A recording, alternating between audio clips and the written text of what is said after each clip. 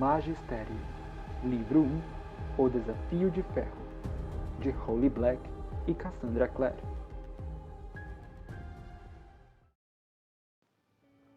Capítulo 22. As pernas de Cal doíam.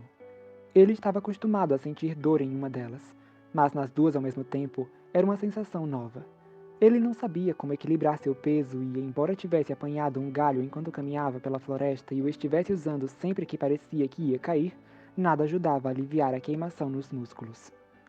Devastação liderava o grupo, com Tamara bem à frente de Cal, olhando para trás com frequência, a fim de se certificar de que ele ainda estava atrás dela e, de vez em quando, diminuindo o passo, impaciente. Cal não sabia a distância que já tinham percorrido. Com a dor crescente, o tempo começava a parecer impreciso.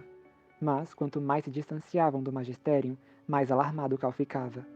Não porque não confiasse em Devastação para levá-los a Aeron. Não. O que o preocupava era como Aeron poderia ter ido tão longe.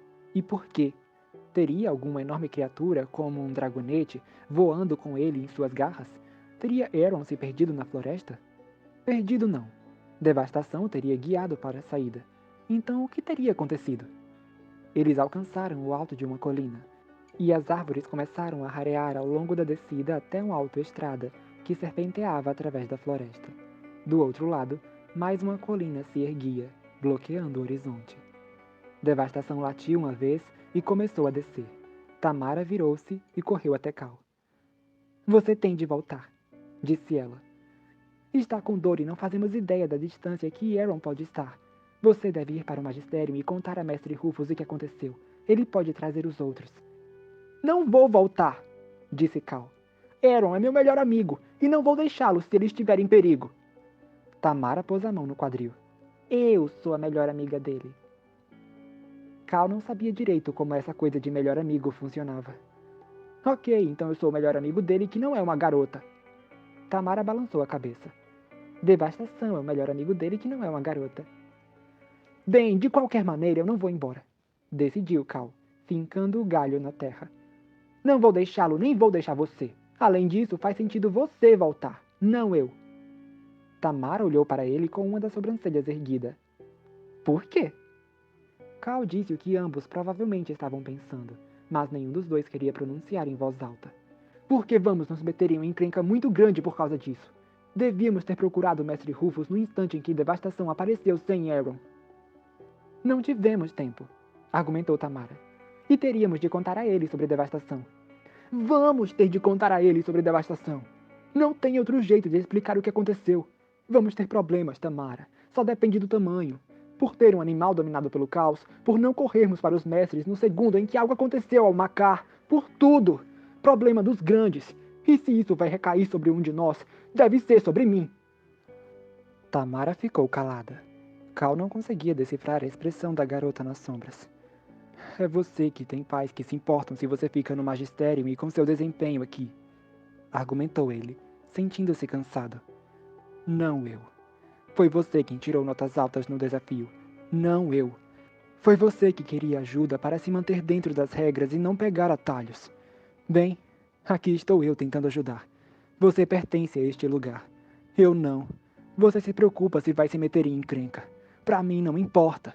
Não tenho importância. Isso não é verdade, disse Tamara. O que não é verdade? Cal percebeu que fizeram um discurso e tanto, e não tinha certeza da parte que ela estava contestando. Eu não sou essa pessoa. Talvez eu quisesse ser, mas não sou. Meus pais me criaram para fazer o que tem de ser feito. Não importa o que aconteça.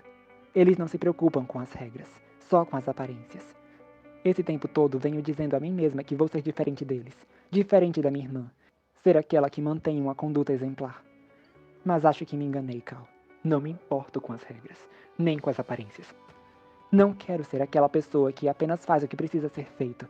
Quero fazer a coisa certa. Não me importa se tivermos de mentir, trapacear, pegar atalhos ou quebrar as regras para isso. Ele olhou para ela, deslumbrado. Sério? Sim, respondeu Tamara. Isso é demais, disse Cal. Tamara começou a rir. O quê? Nada. É que você sempre me surpreende. Ela puxou a manga dele. Então vamos embora. Eles desceram a colina rapidamente, Cal tropeçando algumas vezes e apoiando-se com força no cajado improvisado, uma vez quase empalando a si mesmo. Chegando à rodovia, encontraram Devastação à espera na beira da estrada, ofegando de ansiedade, enquanto um caminhão passava lenta e ruidosamente. Cal se pegou observando o veículo se afastar. Era estranho estar perto de carros depois de tanto tempo. Tamara respirou fundo. Ok, não vem nada, então... Vamos! Ela disparou pela rodovia, com Devastação em seus calcanhares. Cal mordeu o lábio com força e o seguiu. Cada passo uma onda de agonia perna acima e pela lateral do corpo. Quando chegou do outro lado, estava ensopado de suor. Não da corrida, mas por causa da dor. Seus olhos ardiam. Cal! Tamara estendeu a mão, e a terra se agitou sob seus pés. Um instante depois, um jato fino de água surgiu do chão, como se ela tivesse derrubado um hidrante. Cal pôs as mãos na água e jogou no rosto, enquanto Tamara juntou as palmas e bebeu. Era bom ficar quieto, só por um momento, até as pernas pararem de tremer.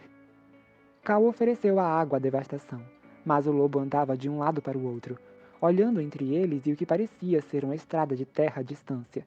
Cal enxugou o rosto na manga e partiu atrás do lobo. Ele e Tamara caminhavam em silêncio. Ela diminuíra o ritmo para sincronizarem os passos. E também, imaginou ele, porque devia estar ficando cansada também. Ele podia ver que ela estava tão ansiosa quanto ele. Mastigava a ponta de uma de suas tranças, algo que ela só fazia quando estava verdadeiramente em pânico. Aaron vai ficar bem, garantiu Cal, enquanto começavam a seguir pela estrada de terra, ladeada por cercas vivas. Ele é um macar, assim como Verity Torres, e nunca encontraram a cabeça dela. Retrucou Tamara, que aparentemente não acreditava nessa história de se manter positivo. Seguiram um pouco mais adiante, até a estrada se estreitar e se transformar em um caminho. Cal respirava forte e tentava fingir que estava tudo bem, apesar da dor quente subindo pelas pernas a cada passo. Era como andar sobre cacos de vidro. Só que o vidro parecia estar dentro dele, cortando dos nervos até a pele.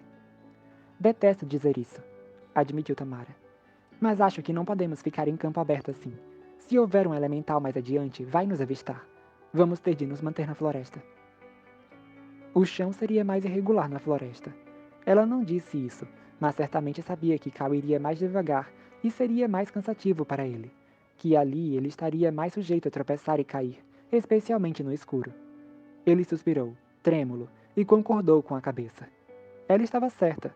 Ficar em campo aberto seria perigoso demais. Não importava se o outro caminho seria mais difícil. Ele disse que não a deixaria, nem a Aaron, e manteria sua palavra. Passo a passo, a mão do menino dolorosamente buscando apoio nos troncos das árvores.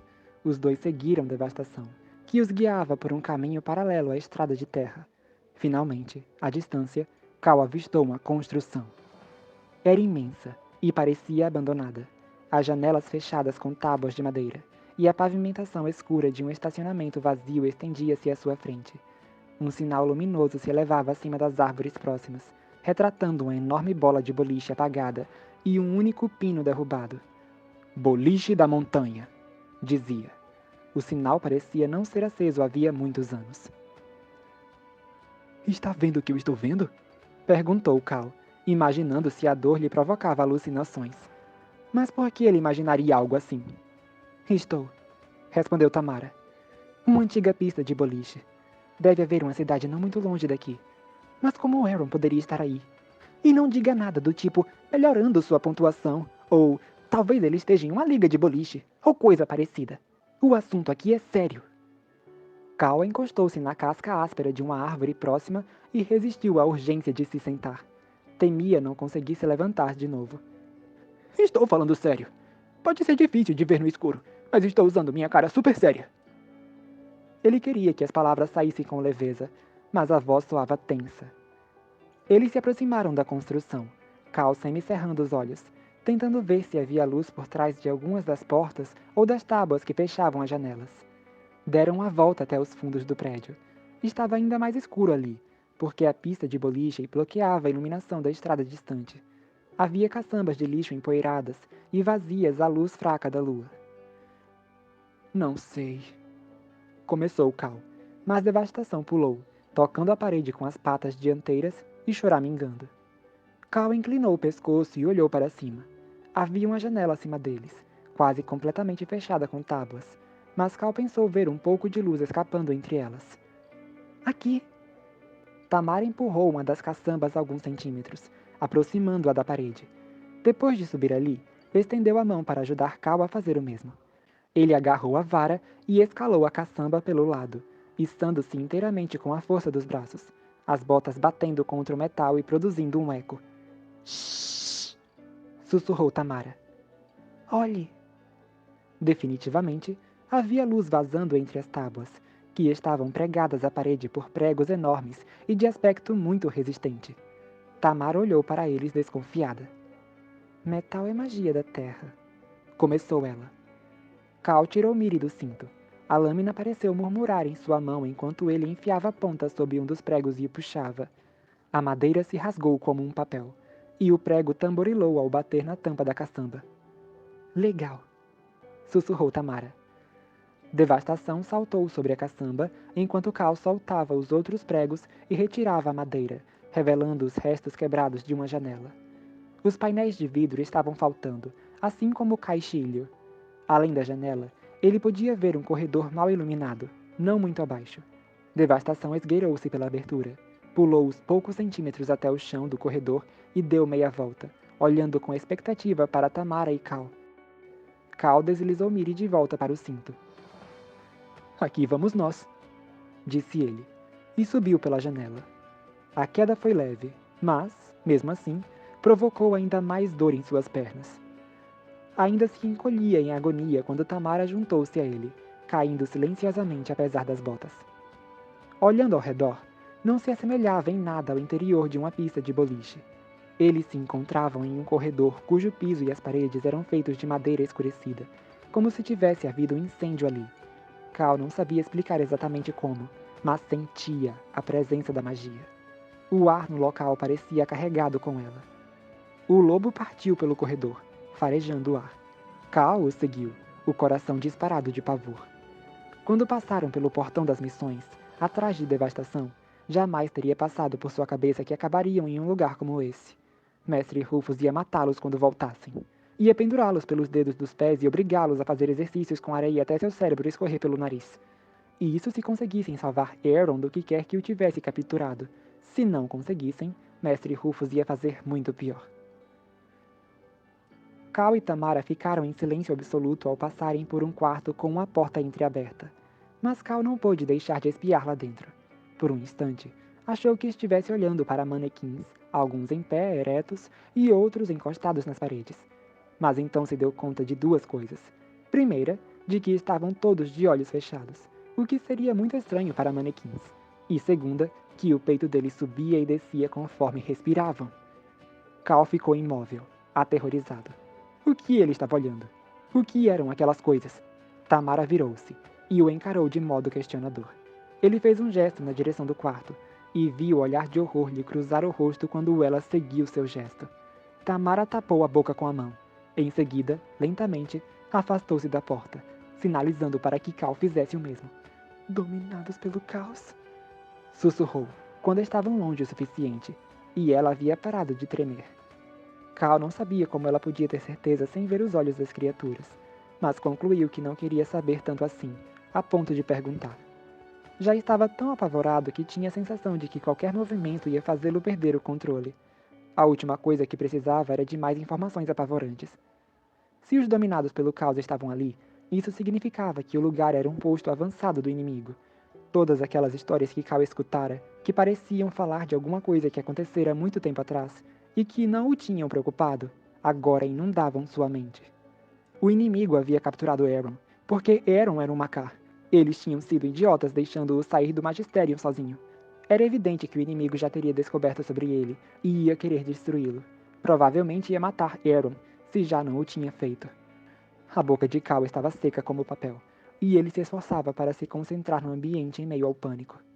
O teto do corredor ia ficando mais alto à medida que penetravam mais no prédio. Ao longo das paredes, a madeira escurecida deu lugar a painéis de madeira comuns, com um estranho papel de parede na parte de cima. Uma estampa de vinhas que, se examinasse cuidadosamente, Cal podia jurar ver insetos se movimentando ali dentro. Tremendo, tentou ignorar tudo, exceto manter o silêncio, enquanto continuava a andar. Passaram por diversos quartos fechados, até que Devastação parou diante de uma porta dupla, ganiu e voltou-se para Cal e Tamara, com expectativa. Shhh! Disse Cal baixinho, e o lobo silenciou, batendo uma vez com a pata no chão. As portas eram enormes, feitas de uma madeira escura e sólida que exibia um padrão de marcas queimadas, como se tivessem sido lambidas pelo fogo. Tamara pôs a mão na maçaneta, girou-a e espiou lá dentro.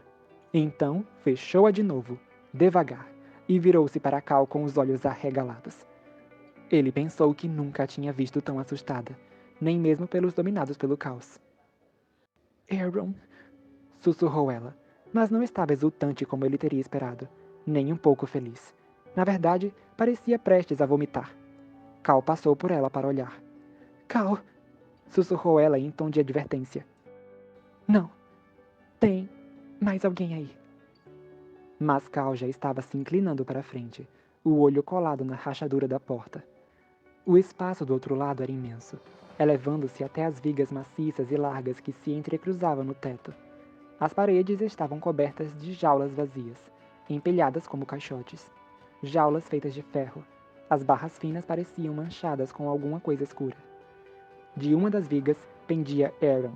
Seu uniforme estava rasgado e o rosto arranhado e ensanguentado, mas, fora isso, parecia ileso. Estava pendurado de cabeça para baixo, com uma pesada corrente presa a um grilhão em um de seus tornozelos, subindo até uma polia parafusada no teto. Aaron se debatia debilmente, fazendo-o oscilar as correntes de um lado para o outro. De pé logo abaixo de Aaron estava um garoto, pequeno, magro e familiar, olhando para cima com um sorriso maléfico. Cal sentiu seu estômago revirar. Era Drill, olhando para Aaron acorrentado, sorrindo. Tinha um pedaço de corrente enrolado em um dos pulsos, e o usava para baixar Aaron na direção de um grande recipiente de vidro cheio de uma escuridão que girava e rugia. Quando Cal olhou para a escuridão, ela pareceu se mexer e mudar de forma. Um olho alaranjado se projetou das sombras, injetado com veias verdes pulsantes. Você sabe o que tem no recipiente, não é, Aaron?